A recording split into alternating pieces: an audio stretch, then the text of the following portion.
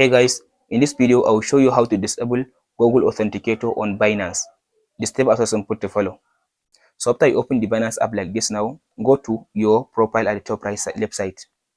After you open your profile like this now, tap on your profile again. So after you tap on the profile again, now scroll to down and go to security. So under the security, now allow it to finish loading. After you open the security like this now scroll to down and tap on this Authenticator app. After I tap on the Authenticator app, now here is my Authenticator is linked to my Google, to my Binance. So now tap on this delete button. After I tap on this delete button, now tap on this. After I check on this, now tap on this continue button. So by tapping on this continue button, now it will send me a code through the Google Authenticator. I'll go ahead now and copy the code.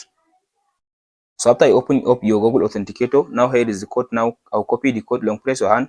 After you copy the code, now go back to the Binance app.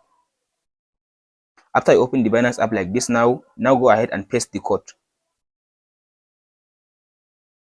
So after pasting the code, now if you tap on this now back, now if I refresh now, as you can see now the Google Authenticator has been removed from my Binance. Hope this video helps you out. Please like and subscribe.